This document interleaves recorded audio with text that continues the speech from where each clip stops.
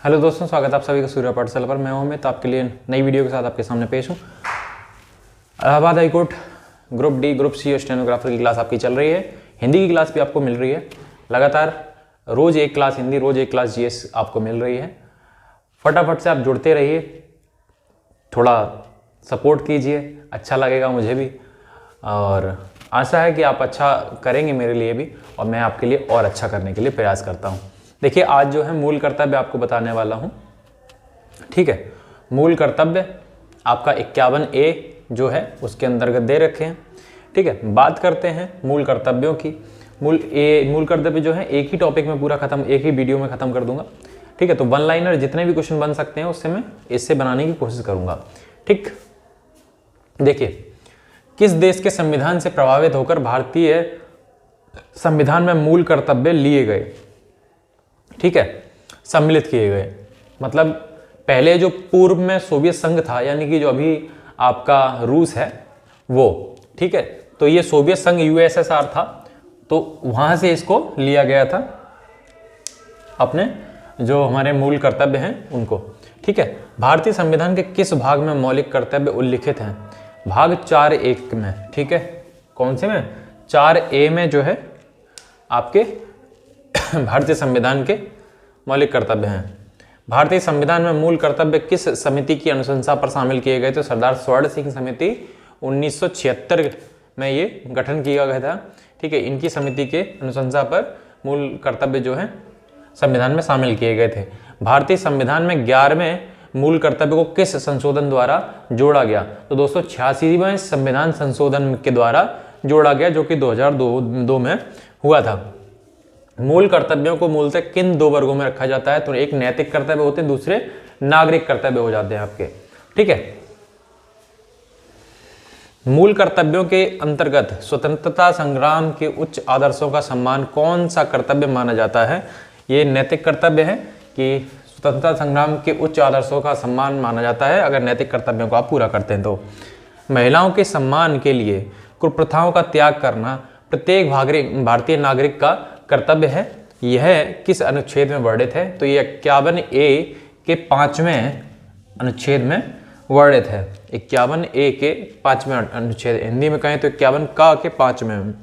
ठीक है, मूल कर्तव्य किन पर लागू होते हैं? ये केवल अपने नागरिकों पर लागू होते हैं जो भारतीय नागरिक हैं। ठीक है, किस व्यक्ति को राष्ट्रगान गाने के लिए बाध्य किया जा सकता है? सर्वोच्च न्यायालय ये बात किस बाद में कही थी, किस केस में कही थी? तो विजय इमैनुअल बनाम केरल राज्य 1986 के बाद में ये बात कही थी सुप्रीम कोर्ट ने। प्राकृतिक पर्यावरण तथा वन्य जीव संरक्षण भारतीय नागरिकों के मूल कर्तव्यों में से एक है, ये बात आप याद रखेंगे। ठीक है, प्राकृतिक पर्यावरण और वन्य जीव संरक्षण जो है वो भी मूल कर्तव्यों में से एक है। ठीक, और उसके बाद एक और बात है, जो राष्ट्रीय महत्व के स्थान है या स्मारक है उनकी रक्षा करना मूल कर्तव्यों का हिस्सा नहीं है, ये डीपीएसपी का हिस्सा है। ये बात आप याद रखेंगे। यानी कि आपका क्या हो गया, जो आपके राष्ट्रीय महत्व के स्थान है, स्मारक हैं, ठीक है, उनकी रक्षा करना मौलिक कर्तव्य नहीं, डीपीएसपी के अंतर्गत आता है। ये आप याद रखेंगे, यानी कि राज्य के नीति निर्देशक तत्व हैं उनके अंतर्गत आता है। ठीक है, तो दोस्तों आगे देखिए, फंडामेंटल ड्यूटीज एक एक करके सारी 11 फंडामेंटल ड्यूटीज हैं, सारी की सारी मैं आपको बताने वाला हूँ।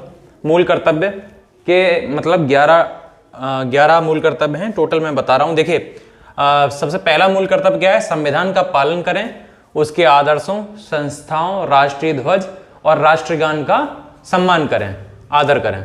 ठीक है, स्वतंत्रता के लिए हमारे राष्ट्रीय आंदोलन को प्रेरित करने वाले उच्च आदर्शों को हृदय में संजोए रखें और उनका पालन करें।